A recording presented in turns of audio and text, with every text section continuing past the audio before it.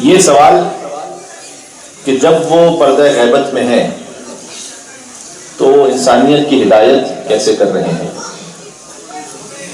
اے خالق کی عدالت کا تقاضا بھی کہ جان لیوا ہے کوئی تو جان پرور بھی ہو، چھپ کے جب پردے میں بہکاتا ہے ابلیس سے لڑیں، ہے تقاضا عدل کا پردے میں ایک رہبر بھی ہو۔ اور اللہ سبحانہ و تعالیٰ نے اس نشانی کو اس انداز سے زندہ رکھا کہ حضرت عیسیٰ علیہ السلام، قرآن کریم میں واضح طور پر فرمایا کہ عیسیٰ کو ہم نے آسمانوں پر بلند کر دیا اور انہیں حیات عطا فرمائی۔ مولانا اظہر حسین زیدی صاحب بہت مشہور بزرگ عالم گزرے ہیں، ان کے پاس ایک کرسچن فادر جسے کہتے ہیں، آپ عالم سمجھ لیجئے، تو وہ آیا کرتے تھے ایک زمانے میں لاہور میں، اور جتنے بھی چرچز تھے تو وہاں سے جو پاسٹر یا فادر جو ڈگریز لیتے تھے تو انہیں آ کے وہ ڈگریز تقسیم کیا کرتے تھے۔ ان کا نام تھا ولیم، فادر ولیم انہیں کہا جاتا تھا، اور وہ مولانا اظہر حسین زیدی صاحب سے جب بھی آتے تھے تو ملاقات ضرور کرتے تھے۔ کرسچن ہوتے ہوئے وہ ان سے ملاقات کرتے تھے، بلکہ وہ انہیں فادر زیدی کہا کرتے تھے، اپنی لینگویج میں ہی وہ فادر زیدی کہتے تھے۔ تو ایک بار وہ موجود تھے اور جس کو کہتے ہیں پیسفل کو ایگزسٹنس، وہ اس لیے آتے تھے باہمی قرآن بقائے باہمی کے لیے ملاقات کرتے تھے۔ آخر میں انہوں نے چاہا کہ ذرا سا تھوڑا ٹون کرتے ہوئے نکل جائیں مولانا اظہر حسین زیدی صاحب پر، کیونکہ کافی لوگ بیٹھ جاتے تھے ان کے ساتھ بات سننے کے لیے۔ انہوں نے کہا کہ ایک بات میں کہہ کے نکل جاؤں کہ لوگ سوچتے رہیں۔ تو فادر ولیم نے ان کی زبان میں کہتا ہوں فادر زیدی سے یہ کہا کہ یہ بتائیے آپ کے قرآن میں کیا لکھا ہوا ہے کہ عیسیٰ زندہ ہے یا وفات پا گئے؟ تو انہوں نے کہا کہ ہمارے ہاں تو یہ عقیدہ ہے کہ عیسیٰ زندہ، عیسیٰ علیہ السلام زندہ ہے۔ کہ اچھا وہ ہے کہاں پر، زمین میں ہے کہ آسمانوں پر ہے؟ تو کہا جناب آسمانوں پر ہے۔ تو کہا جو آپ جن کے منتظر ہیں وہ زمین پر ہے آسمانوں پر ہے؟ وہ تو زمین پر ہے۔ اور البتہ کچھ کتابوں میں یہ باتیں آ گئی ہیں کہ جو انتہائی غلط منسوب باتیں ہیں جن کا حقیقت سے کوئی تعلق نہیں ہے، اور میڈیا چینلز پر بھی کچھ باتیں ایسی آتی ہیں کہ شیعوں کا عقیدہ یہ ہے کہ ان کے امام سامرہ کے ایک سرداب میں چھپے ہوئے ہیں، اور جب ان کا ظہور ہوگا تو وہاں سے ظاہر ہو جائیں گے، اور شیعوں نے اس سرداب کے باہر کچھ گھوڑے بھی تیار کر کے رکھے ہوئے ہیں تاکہ جب امام آئے تو یہ کتابوں میں باتیں لکھی ہوئی ہیں کہ اپنے امام کی مدد کر سکیں۔ ان باتوں کا کوئی تعلق نہیں ہے، حقیقت سے دور دور کا کوئی واسطہ نہیں ہے، اس لیے کہ ہم ضرور یہ سمجھتے ہیں کہ امام پردہ غیبت میں ہے۔ البتہ ایک اور تصور اور بھی ہے کہ جو مصرع ایک شاعر کا ہے کہ آنکھ پر پردہ پڑا ہے وہ کہاں پردے میں ہے۔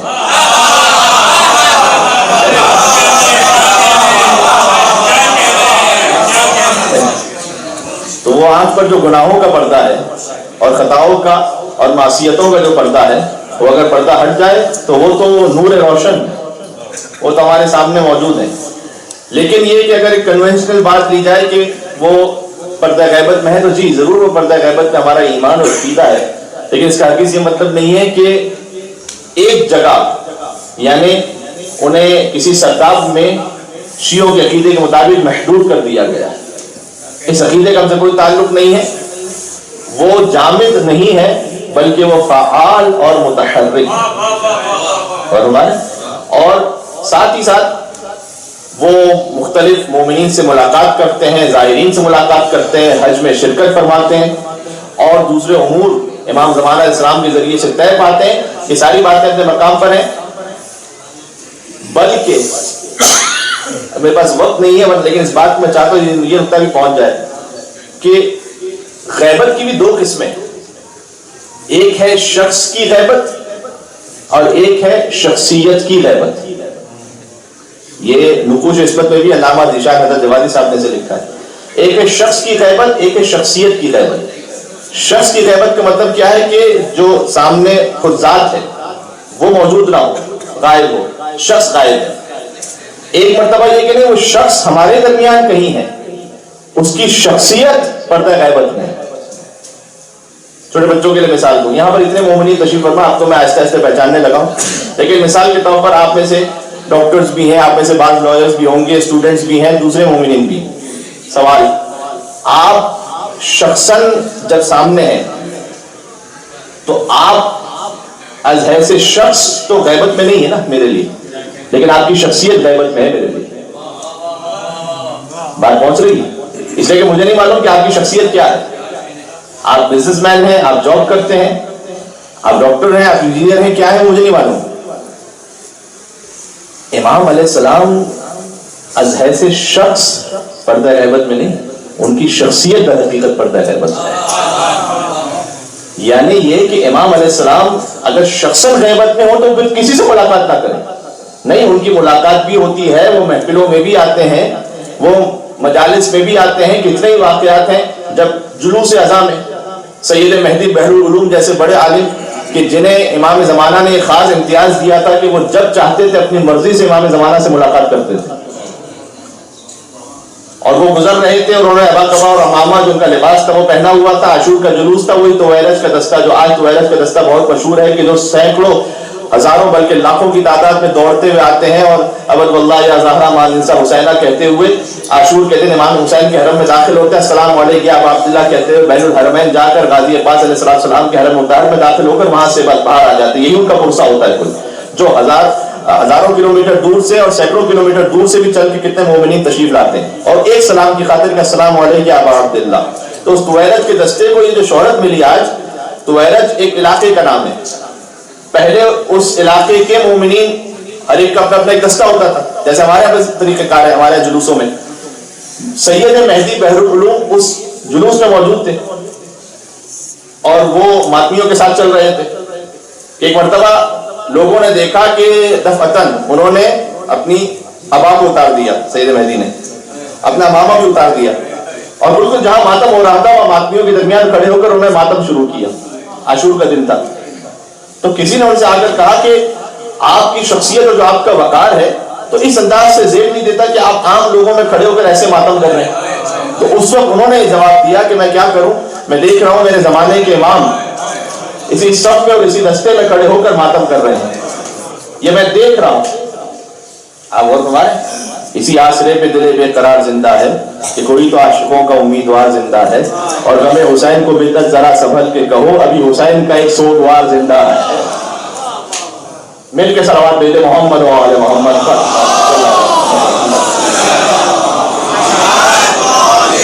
تو امام شخصاً تو کئی لوگوں سے مل چکے، ہاں وہ پہچان نہیں سکے کہ امام کی شخصیت کیا ہے. وہ یہ نہیں پہچان سکے کہ یہ امام ہے. حتیٰ آپ دور چھوڑ دیجئے، میں کراچی میں زیادہ تفصیل میں نہیں جاؤں گا کیونکہ ایسے واقعات کو زیادہ ڈسکلوز بھی نہیں کرنا چاہیے. میں کراچی میں ذاتی طور پر ایک ایسے مومن کو جانتا ہوں جن کے پاس ایک خاص وظیفہ تھا، وہ دنیا میں نہیں رہے. خاص ایک وظیفہ تھا کہ جس کے ذریعے سے ان کی بھی امام سے ملاقات ہوئی، بلکہ انہوں نے بعض مومنین کو وظیفہ کسی خاص مصلحت کی وجہ سے دیا تو ان کی ملاقات بھی ہوئی امام سے.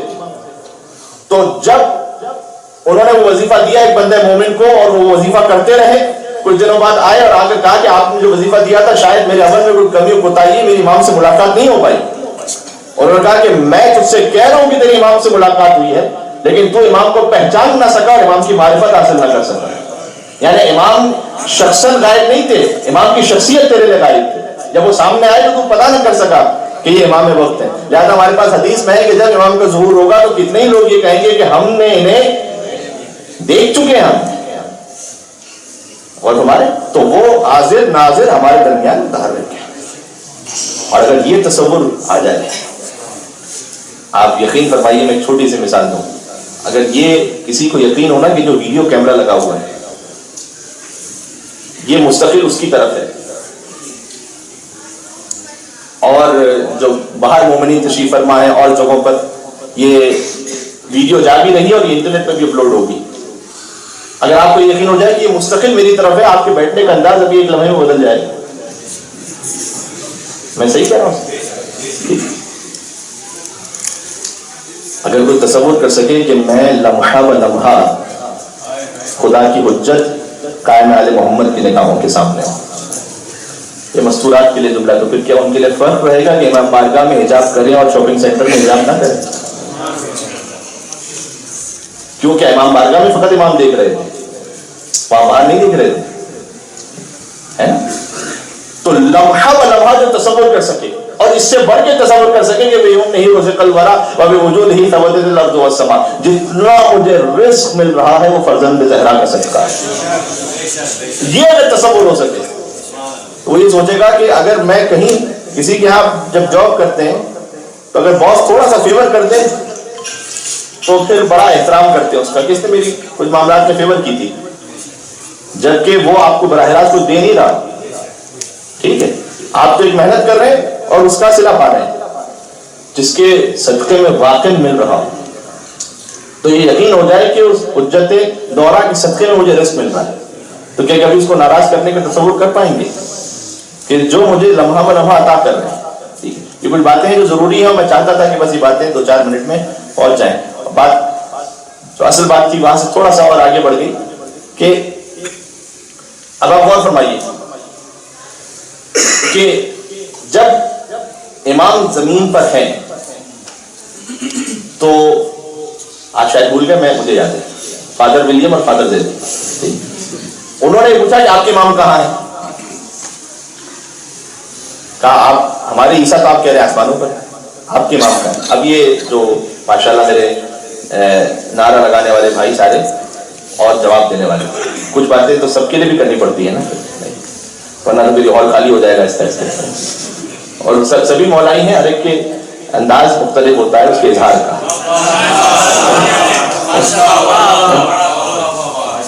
تو ہر ایک کا جو اپنا اپنا انداز ہوتا ہے، اس انداز کے مطابق وہ اپنے مولا سے اس ولایت کا اور اس چاہت کا اظہار کر لیتا ہے.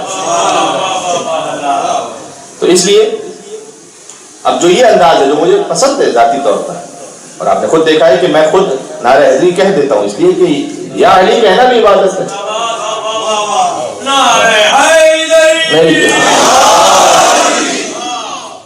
تو یہ عبادت ہے، اس میں کوئی شک نہیں. ذکر علی نے عبادت، کتنا خوبصورت کلام ہے. ذکر علی نے عبادت یعنی خود علی کا ذکر بندگی پروردگار ہے. عبادت کا مطلب کیا ہے؟ حب علی نے عبادت، علی کی محبت بندگی پروردگار ہے. ٹھیک ہے، یعنی جو مولا کی محبت دل میں رکھ رہے بنفس نفیس یہ عمل بندگی پروردگار ہے، اللہ کی عبادت کر رہے ہیں.